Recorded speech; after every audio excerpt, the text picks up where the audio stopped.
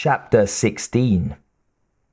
When Keen looked up from the contract he was reviewing, Ahiro was standing in front of his desk.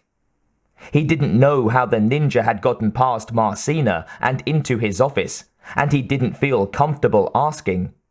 Something about the Japanese man frightened him, a ruthlessness that Ahiro kept carefully concealed in his day-to-day dealings in Sin Sound's business world, but that shadowed through nonetheless. Keen doubted if Ahiro had simply walked past Marcina's desk, and it was a certainty she would never have let him in without at least hitting the intercom buzzer to warn him that someone was on the way. Most likely, she'd never seen him enter the waiting room or slip past her. "What do you want?" Keen's voice was sharper than intended, enough to make him instantly regret the tone. But if the younger man noticed, he didn't show that either. Not for the first time, Keen noted the scar running across Ahiro's right eye. Perhaps that was what made him look so sinister. He wondered briefly if the ninja had inflicted the wound on himself to purposely change his appearance. He didn't think it was such a far-fetched possibility. "Mr. Eddington requires an animal more suited to fighting with his alien," Ahiro said. One thing Keen admired in the man, in any man actually, was the ability to get right to the point. He capped his pen, placed it carefully on the desktop, and sat back. "We've already provided him with a bull and a panther, wasn't it?" Ahiro nodded, and Keen drummed his fingers on the edge of the desk, trying to think. What could he possibly come up with now? A lion would outweigh the panther, or maybe a polar bear. I'm told polar bears are the only animals natural to the earth that regard human beings as prey. Getting one, though, now, that could be a problem. If we go that far, we might as well try an Alaskan brown bear. Now there would be an adversary. I have a suggestion. Fine, let's hear it. Now what? Keen wondered. Another trip to the Bronx Zoo. He'd squash that idea right now. The panther's disappearance had made the zoo triple their security force, especially since the fools were convinced that the cat was still on the loose within the zoo grounds. His idea about a bear was probably the best. If getting a polar or an Alaskan brown bear proved too difficult, grizzlies were easier to obtain. They wouldn't have to go as far north to do it. But when Ahiro spelled out his plan, Keen had to admit it was something he'd never considered.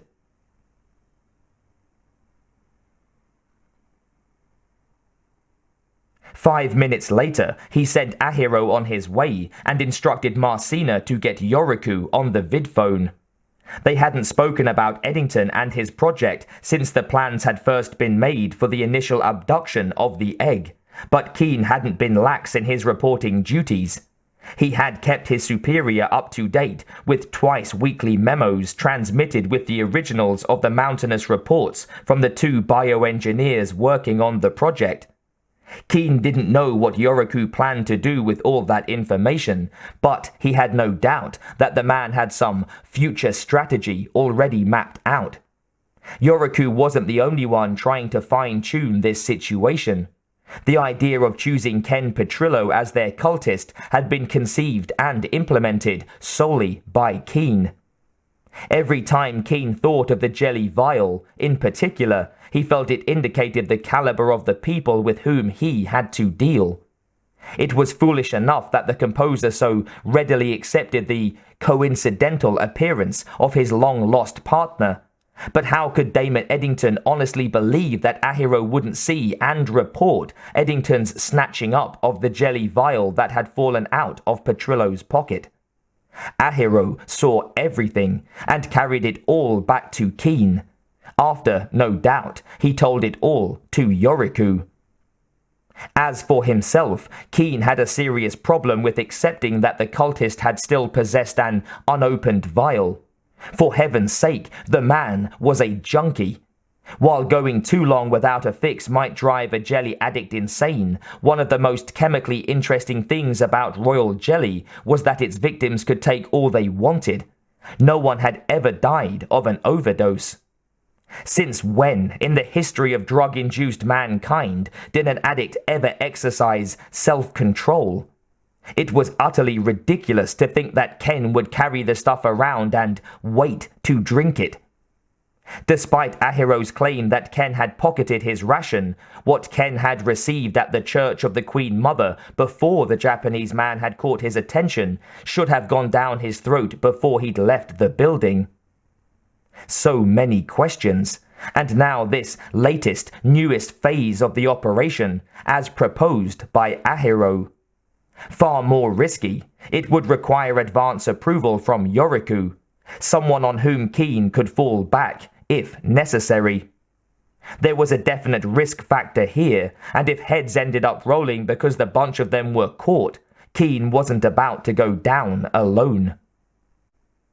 When the light on the vidphone flashed that the connection had come through, Keen swiftly brought up a handheld recorder, one of those horrible little electronic devices that Damon Eddington detested so much, and slid it into place to the left of the speaker on the vidphone, where it couldn't be seen by the caller. A flick of his finger before he opened the line, and the cassette started turning. "Keen here," he said in as bland a voice as possible. "What do you want?" Yoriku's face filled the screen, distorted by the usual static on the communication lines. "It's about Damon Eddington, sir," Keen said. Something about Yoriku seemed different. There was a downward twist to his mouth that Keen didn't like, a hint of something nasty in his eyes. Was it directed at him, or had it always been there?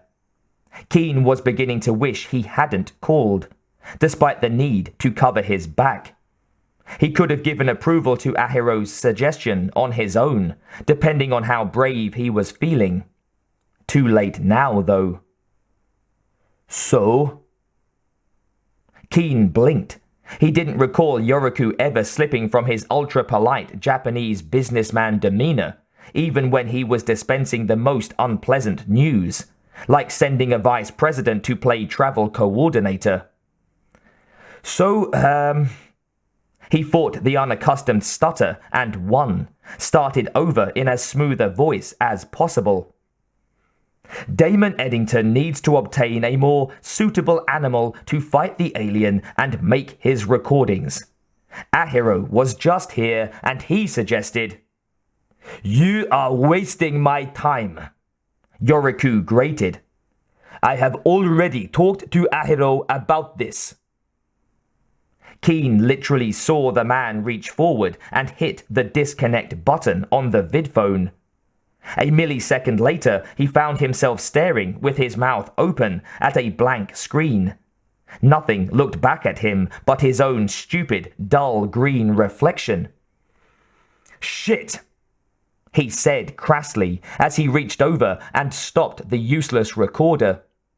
His ears filled with the buzzing of the dial tone, and he punched the disconnect button on his end, then sat there with his finger on it, his mind still trying to work around the surprise at Yoriku's uncharacteristic bad manners. Beyond that, there were other issues, like his superior's claim that the matter had already been discussed with Ahiro, and thus, presumably, approved by Yoriku. That had been what he had meant, hadn't it? If so, Ahiro must be clearing everything Keen told him to do with Yoriku before proceeding. Therefore, Keen's question was a repeat, something Yoriku despised as a prime waste of time, which in turn would rationalize his rudeness on the vidphone. But if they were miscommunicating, Keen stood to take the full blame for the hunting expedition in which the brutally efficient Ahiro was probably already immersed. Keane stood and fingered his tie uncomfortably. Here was an element of risk he hadn't figured into the stupid Symphony of Hate equation. He should still be safe, though. Nothing that he could think of tied him to Eddington beyond that one telephone call about the egg, and he'd made that from a pay telephone in Spanish Harlem while his chauffeur had stood ready with an electro-stun pistol. In fact, Keane hadn't spoken with Eddington since that night, nor had the musician been in his office since last year. It rankled the hell out of Keane that Ahiro didn't respect him enough to act on his orders without having them pre-approved by that bastard Yoriku. But at least Keane felt that he was reasonably isolated from the project and its potential ramifications. Had Yoriku found out about something, perhaps Keane's failed medtech interview? Maybe, but probably not. Still, if someone over there had talked, it would go a long way towards explaining why Yoriku had acted so bent out of shape on the vidphone. On the other hand, Yoriku might just be extremely unhappy with Eddington right now. With Sinsound's pet artiste on the road to addictive damnation, Yoriku would have to start cultivating another alternative musician for that small but profitable and growing quiet niche in Sinsound's customers that Damon Eddington didn't realize indeed existed for his work. Keane grinned to himself. That was a blow Yoriku wasn't going to get over anytime soon. Rumor had it, and gossip certainly procreated well in the heart of Sinsound, that Yoriku liked Eddington's music so much that he had it piped into his penthouse and private offices. The thought made Keane shiver. How could anyone listen to that stuff if they didn't have to? Damon Eddington's early classical Renaissance pieces had been pleasant, if not vaguely dull. But in Keane's opinion, the later compositions had deteriorated into something that sounded like banshees being tortured. Any fool who would willingly listen to that crap deserved to be laughed at. Keane laughed all right. Every time his monthly payslip was delivered and 1/12 of his six-figure salary was settled nicely into his healthy global market fund. How contemptible that he would pocket so much of Sinsound's money when less than 2 years ago he had longed to breathe the sterilized air of medtech, Sinsound's fiercest corporate rival. Now he hated both companies, Sinsound for trapping him in a position undermined by the instability of Yoriku's continuously changing whims and his refusal to share even a tidbit of his power. MedTech for handing him a humiliating rejection after 6 months of intense interviewing for a vice presidency slot in their marketing and development department. We're very sorry, Mr. Keane. We know the interviewing has been extensive and time-consuming. In the long run, however, the process empowers us all by giving us concrete details on which to base the conclusion, as unfortunately we did in your case, that a candidate such as yourself would not be suitable for the executive position that is currently available. The royal we, the royal us. Presumably Keane was included in neither, since his opinion that he would be a valuable asset to MedTech was summarily ignored. 23 months since he had walked out of that building for the last time, and the degradation and rage still felt as fresh as it had when the words had first slammed into his brain.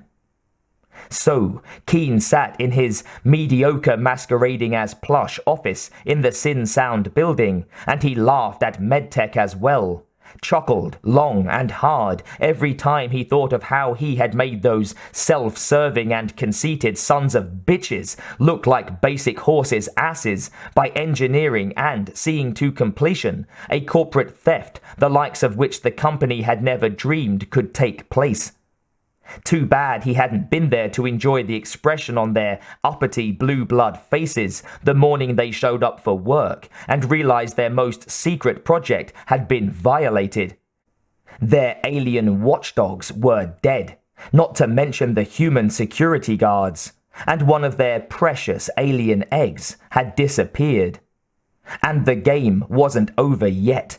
Revenge was like that, a pawn here, a rook there, sometimes bending the rules to keep the tournament never ending, but always one piece at a time.